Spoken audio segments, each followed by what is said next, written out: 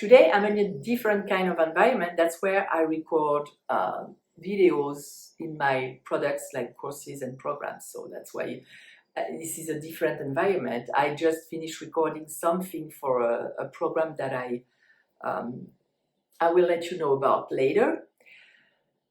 But what I wanted to talk is something that came up this morning in my own tapping session.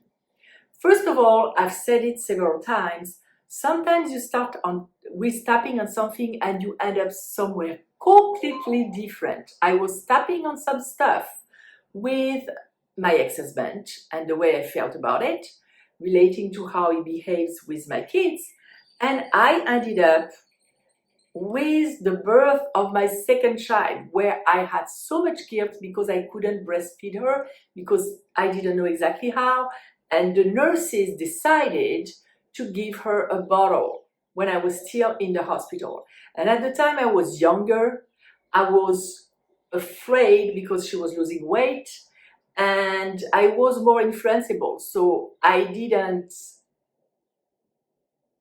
rock the boat. But inside me, I felt so much guilt. And I never knew I was feeling so much guilt about that. I felt that, to give you an example, I'm sure a lot of moms have this kind of guilt. She was induced. That too, I felt guilt about, because they thought she couldn't come normally, and my second, last kid was even bigger than her because he was 9 pounds 11, and he came out normally. She was only 9 pounds. And I let them scare me at the time. And they induced her. And I know she was not ready because it took an immense time to deliver her. And she could have waited another few days. Like when my son was born and they wanted to do the same thing, I said no. And he was born during the weekend.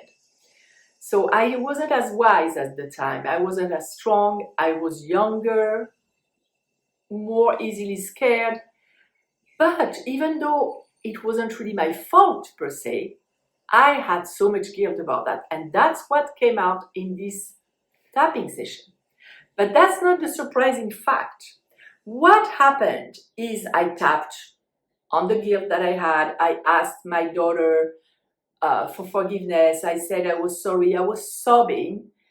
And suddenly I was about to say all this sadness in me, and I got a voice in my mind saying, no, don't make that about you. It's about her. You need to ask her for forgiveness. And I was like, whoa. So, okay, I listened to my body, right? So I said, okay, I'm so sorry. I did several rounds of more sorry. And that's just because I needed to cry a little bit more. I needed more evacuation, apparently.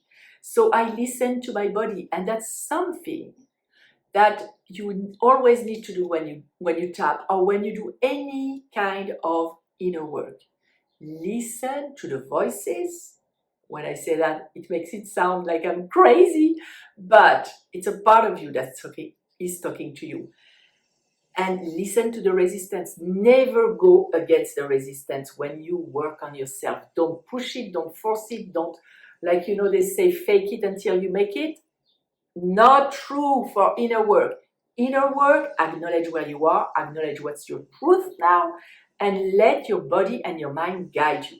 So once I did that, I did a few more tapping on I'm sorry, please forgive me. It was like a little bit of Ho'oponopono approach, which there are two other sentences in the Ho'oponopono, but that's what came intuitively for me.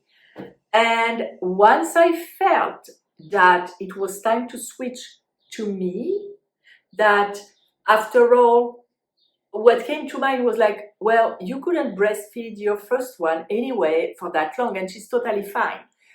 For my second one, because I had the idea implanted in my mind that the sandwich kid is always the one that is not seen. So somehow I convinced myself that I didn't see her and I wasn't there for her since the birth. And I was like, I got this thought, you didn't do that for your first one and you don't feel bad about it? You just knew you couldn't. So why are you feeling so bad about that? And then it dawned on me that it was societal conditioning telling me that because she was the sandwich kid, I probably didn't see her, which is where it's all started with my belief of her father not seeing her enough. So you see how it can sometimes be very complex when you're tapping, but always listen to your body. Don't make it about you if you're not ready to do so. And when you're ready, do make it about you. Because the truth is, we're tapping on something that is not the truth. It's our perception of the truth.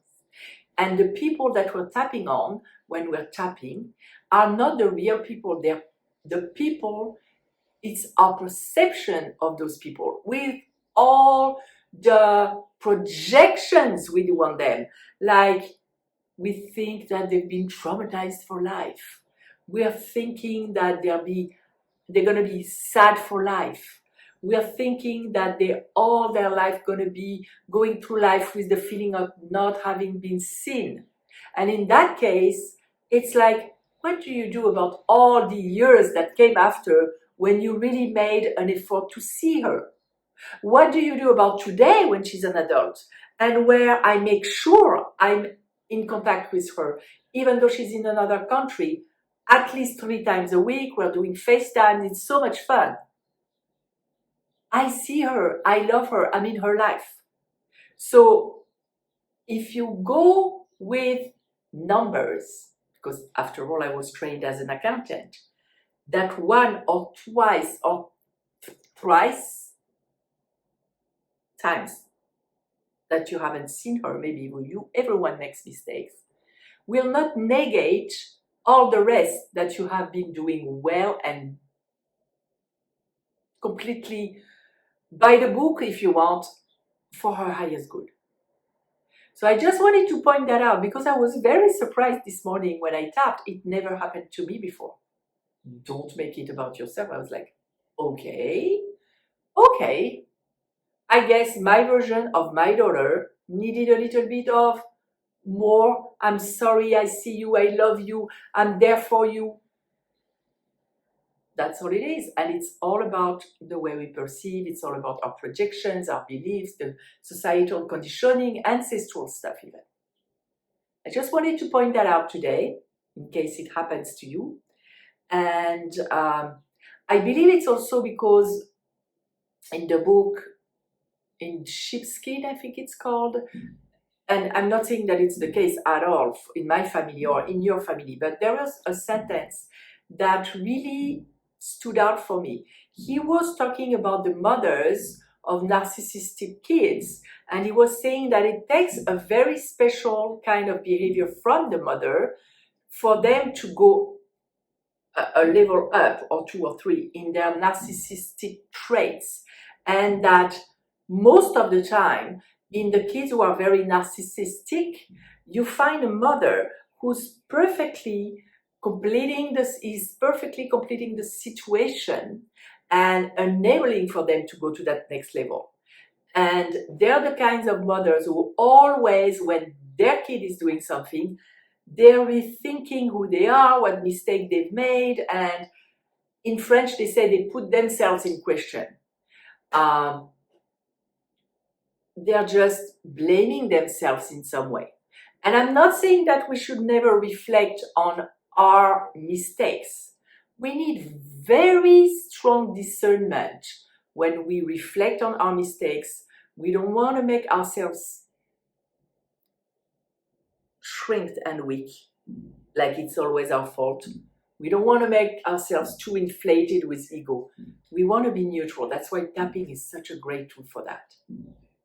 And I am always very careful because I'm a very sensitive person.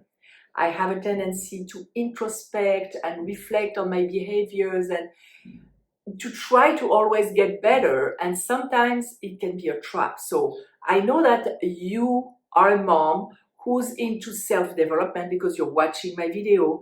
I know that you are a mom who's probably sensitive because you're watching my channel and I talk a lot about energy and being sensitive, and pay attention to that too.